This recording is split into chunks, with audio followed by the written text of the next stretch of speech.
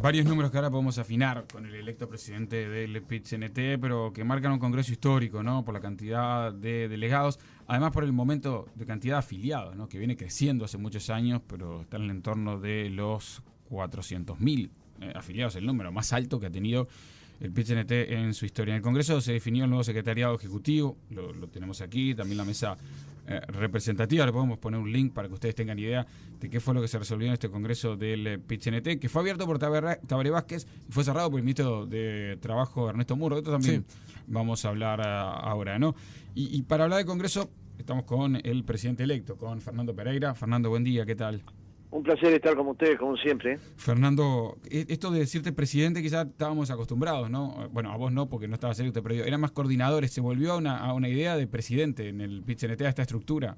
Es verdad, me parece que para los comunicadores o incluso para los militantes sindicales y ni que hablar para la dirección, el término coordinador era claro en qué consistía, pero para el resto de la sociedad claramente muy dificultoso, ¿no? No se sabe si es quien coordina una actividad, si es el responsable de algo en concreto, si tiene una responsabilidad en la pirámide institucional del PIT-CNT. Sin embargo, claramente la institucionalidad uruguaya, en cualquier lugar, se entiende que es un presidente, que es un secretario general y que es un vicepresidente, y que en ellos recaen cuestiones vinculadas a la organización interna que son claramente las mismas tareas que cumplíamos, pero ahora claramente definidas por la gente, y esto me parece que tener un contacto fluido con la gente es una de las tareas imprescindibles del movimiento sindical, de forma tal que se volvió una estructura donde la gente entiende que hay un secretariado que de alguna manera es quien tiene las tareas ejecutivas de la central, y 3 personas que van a tener las responsabilidades de representarlos en muchos ámbitos nacionales e internacionales, ¿no? Decíamos recién que el PIT-CNT está en su pico histórico de afiliados, en el entorno de los 400.000. ¿Esto implica también que el congreso que se realizó esta semana fue el más grande de la historia del PIT-CNT? Sin lugar a ninguna duda. Fue un congreso de 1.154 delegados, con otro tanto número de suplentes.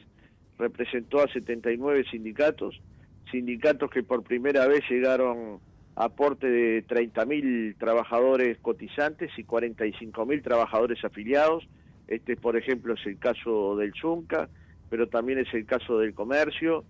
Cercana a esa cifra está el Sindicato de la Salud privada y de la Confederación de Funcionarios del Estado, y entre 20.000 y 25.000 trabajadores hay varios sindicatos que claramente le dan a la central sindical un tamaño que nunca antes había tenido, y que como correlato de eso también le da a la central un congreso de un tamaño que nunca se había tenido, ¿no? Los 400.000 afiliados, para que lo entienda aquel que no está afiliado, que no tiene idea del PIT-CNT, ¿qué significa el afiliado? Es una persona que libre y voluntariamente llena una ficha de afiliación para adherirse a su sindicato. Me refiero a que adhiere a su sindicato, y a partir de ese sindicato adhiere a la central sindical. Por ejemplo, una persona cuando entra a una obra probablemente se afilia al Zunca, o cuando entre a trabajar de maestro probablemente se afilia a Magisterio, o cuando entre a un local metalúrgico se afilie al sindicato metalúrgico. Esa suma, la suma real de esas personas que tienen la voluntad de estar afiliadas a los sindicatos, está en el entorno de 400.000, yo diría un poco más de 400.000. Bien, ¿y cuál es la evaluación de este congreso en términos, de nivel de discusiones, de acuerdo, desacuerdo? ¿Cómo es la síntesis que se puede hacer, por lo menos desde la presidencia del PIT-CNT? Bueno, el congreso fue discutido durante muchos meses por las orientaciones sindicales, fue construido un documento de balance y perspectiva bastante extenso que trata de marcar las tareas del periodo, estas básicamente vinculadas a 2 etapas fundamentales del periodo, que están vinculadas al presupuesto nacional y particularmente al presupuesto educativo, donde claramente hay un rezago de los salarios docentes. Para darnos cuenta, después de 10 años de crecimiento sostenido del salario, los maestros, los profesores, en sus primeros 4 años ganan 17.000 pesos líquidos, y 28 años después, cuando se van a jubilar, tienen salarios de 30.000. Los funcionarios que cocinan en las escuelas para el comedor más grande que tiene el país, se alimentan ahí 255.000 niños uruguayos, ganan 15.000 pesos, y probablemente cuando egresen ganen el mismo salario, de forma tal que esa situación provoca que maestros, profesores, funcionarios tengan más de un empleo para tener un ingreso que le permita vivir adecuadamente, lo que claramente va en perjuicio de la educación de calidad, de forma tal que cuando uno piensa en una sociedad justa, debería pensar en cómo disminuye la brecha entre ricos y pobres, que todavía sigue siendo demasiado injusta, a pesar del avance que ha tenido Uruguay, y al mismo tiempo cómo dota a los ciudadanos uruguayos de los mayores niveles de educación formal y de formación profesional, porque seguramente en el futuro, cuanto más formación tenga la persona, mejores posibilidades va a tener de acceder a un empleo de calidad y con derechos dentro de ese empleo. Y en segundo lugar, una tarea del periodo muy importante, que es ni más ni menos que los consejos de salario, donde nosotros estamos planteando que no puede haber ningún lineamiento que no tenga como consecuencia que los salarios de los trabajadores crezcan en igual niveles que la riqueza nacional. Es decir, si el Ministerio de Economía Nacional estima que los salarios van a crecer en el entorno del 15%, lo razonable sería que los salarios crecieran en ese mismo entorno. No parece ser un planteo que la economía, desmesurado, ¿no? Dijiste las dos veces salario, que si la economía crece 15% en el periodo, que los salarios crezcan en el mismo sentido. Ahí va, en la misma dirección. ¿Cómo toman el dato de desempleo ayer? Más allá de un dato puntual, un dato mensual es muy puntual, pero la tendencia de los 4 meses de los datos del Instituto Nacional de Estadística es de aumento de desempleo para llegar a este punto que no se llevaba desde el 2010 a este 8,1%. ¿Cómo lo toman desde la central? No, lo miramos con cuidado, sobre todo porque afecta a puestos de trabajo, y cuando afecta a un puesto de trabajo, uno puede decir en la estadística es un número bajo, pero lo que hay detrás de esos números son personas que han perdido su empleo o que están en el seguro de desempleo y que por lo tanto se les altera la calidad de vida, por lo tanto no deja de ser un tema importante. Claramente están focalizados en una buena parte de trabajadores del metal, me refiero al sector automotriz, donde hemos tenido enormes trabas con la Argentina. Estas trabas que coloca la Argentina yo creo que son letales para el proceso de integración regional, pero ojalá el futuro gobierno argentino entienda que tener una política de inserción internacional en el Mercosur adecuada es absolutamente imprescindible para la inserción del bloque en el mundo. En segundo lugar, en la construcción, que ha tenido una pequeña desaceleración, pero que nosotros aspiramos y esperamos que la obra pública de alguna manera mitigue este efecto, y en el sector lácteo. Y bueno, estamos trabajando en la dirección de generar las condiciones para que este desempleo no siga creciendo, pero somos optimistas de que el año va a cerrar en el entorno del 8%. Vos decías, Fernando, lo de Argentina, el próximo gobierno, ¿no? Hay elecciones ahora, bueno, se definió ya el candidato oficialista, además queda claro que es Scioli. Con este intentaron ustedes, desde el PIT-CNT, sí. No se pudo. Con este gobierno argentino que conduce Cristina Fernández. Intentamos, trabajamos arduamente, en algún caso tuvimos éxito, sobre todo cuando estaba todo trabado, y hablamos en aquel momento con algunos ministros argentinos y de primer nivel del gobierno, y se destrabó buena parte de las exportaciones del Uruguay a la Argentina, pero siempre hay un proceso de traba, de enlentecimiento, me explico, no es que finalmente los productos uruguayos no terminen ingresando, pero ingresan con tantas dificultades que finalmente los productores nacionales van buscando otros destinos. Pero no hay que olvidar, Joel, y muchas veces nosotros los uruguayos mismos subestimamos el mercado argentino, que lo que nos compra Argentina básicamente es las exportaciones con mayor valor agregado, es decir, las exportaciones que generan mayor cantidad de puestos de trabajo. Entonces, un mercado para el que claramente la política exterior nacional debe estar preocupada, y al mismo tiempo los trabajadores uruguayos debemos estar preocupados. Yo incluso en este congreso hablé con los dirigentes sindicales de la Argentina, tanto de la CTA como de la CGT, a los efectos de que ellas trabajaran en esta dirección, porque claramente una exportación de menor tamaño para el Uruguay es absolutamente vital para la vida de alguna empresa. Por ejemplo, cuando estuvo trabada, por suerte esto se destrabó en su momento, las exportaciones de Uruguay de la empresa Emparme Olmo de cerámica, eso significaba la propia vida de un emprendimiento cooperativo autogestionado.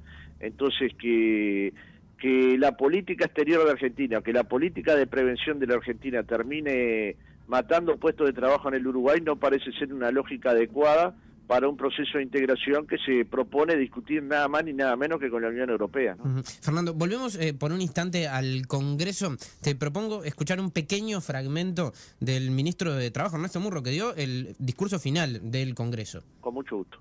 Este país necesita, para seguirse desarrollando, un más y mejor movimiento sindical unitario, solidario en la lucha clasista, como nos han enseñado ustedes, y hoy queremos seguir como ministro de Trabajo tratando de llevar adelante con nuestros aciertos y con nuestros errores. Háganos las críticas y háganos las movilizaciones que nos tengan que hacer para corregirnos cuando nos equivoquemos. Y ayúdennos por favor, a seguir construyendo este país con más justicia social y más redistribución de la riqueza. Esto fue lo último del Congreso en el Palacio Peñarol. Al principio, el que abrió el primer discurso del Congreso fue el presidente Tabaré Vázquez. No es algo muy común o que no llame la atención. ¿Cómo se procesó esto? ¿Cómo se llegó a esta decisión de abrir y cerrar con el presidente y el ministro de Trabajo del Congreso del PIT-CNT? Ni es común en el Uruguay ni es común en el mundo, ¿no? No. Pero por suerte pasó, porque nosotros en verdad habíamos invitado al presidente Vázquez al acto del 1 de mayo. El presidente Vázquez nos dijo que ese día tenía la agenda absolutamente tapada, pero que sí estaba dispuesto a ir al Congreso de la Central Sindical y dar algunos puntos de vista sobre el mundo del trabajo y lo que el gobierno pensaba hacer en esa tarea. Nos pareció absolutamente importante tener ese insumo para la discusión del Congreso. ¿Al Congreso se invitó? Sí, se invitó. Se invitó. Está bien. No, pues es un dato, él quiso ir, ¿no? Sí, él quiso ir. Bien, perfecto. Y bueno, nos parece que en su discurso mismo hubo un discurso progresista, muy interesante, de alguien que analizó claramente el documento que se le envió, que lo leyó, que subrayó aquellos aspectos que le parecían destacables y que dio algunos puntos de vista sobre el futuro del Uruguay, de forma tal que para nosotros fue un insumo importante, pero además, seamos francos, que le da mucha legitimidad al movimiento sindical, ¿verdad? Uh-huh. En cualquier parte del mundo que un presidente legitime a la central sindical es fundamental, y yo estoy convencido que no hay democracia fuerte con sindicatos débiles. ¿Y la controversia por dónde vino? Porque José López declara hoy en El Observador que hubo un poco de controversia y lo discutieron fuerte esto también de abrir con el presidente, cerrar con el ministro. ¿Por dónde iba? ¿Por no perder independencia? Sí, iba básicamente porque hay compañeros que creen legítimamente que los congresos tienen que ser solo con trabajadores, ¿no? Es decir, que solo los trabajadores opinen y que solo los trabajadores den su punto de vista. Pero la mayoría fue abrumadora. Yo te diría que fueron 40 votos en la mesa en 42, ¿no? Lo que no digamos, hay una minoría que pensó eso, pero fue absolutamente minoritario, y el trato que recibió el presidente en la inauguración del Congreso fue el adecuado para una central sindical responsable y respetuosa, ¿no? Uh-huh. Hablando de mayorías, minorías, este es un momento donde además quedan expresadas bastante claras las corrientes y su peso dentro del PIT-CNT. Uno mira la nueva conducción, lo de Marcelo Abdala, lo tuyo no es novedad dentro del trío principal. Aparece lo de José López. ¿Está bien deducir a partir de eso que hoy por hoy, si uno mira hacia adentro del PIT-CNT y trata de leer cuál es el panorama de las corrientes, hay una especie de esquema de 3/3, uno de articulación, otro de las corrientes vinculadas al Partido Comunista y otro donde la figura predominante sería José López? Bueno, yo creo que es correcto, salvo porque no sé si José López representa totalmente al otro tercio, pero sí es la corriente mayoritaria del otro tercio, es decir, el Congreso claramente tiene 3/3, un tercio que es de articulación, un tercio que es de la corriente comunista y un tercio que lo compone la corriente 41, que es la de José López, la 5 de marzo, que es la de Richard Reed, y compañeros que no tienen ninguna corriente de opinión, es decir, que son como 100 delegados, ¿no? O 90 delegados. Dentro de esos 1.154. Exacto.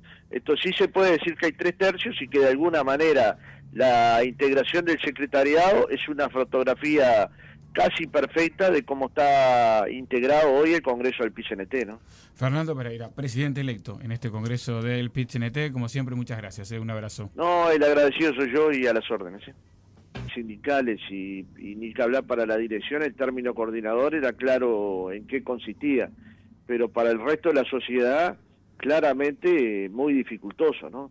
No se sabe si es quien coordina una actividad, si es el responsable de algo en concreto, si tiene una responsabilidad en la pirámide institucional del PIT-CNT. Sin embargo, claramente en la institucionalidad uruguaya, en cualquier lugar, se entiende que es un presidente, que es un secretario general y que es un vicepresidente, y que en ellos recaen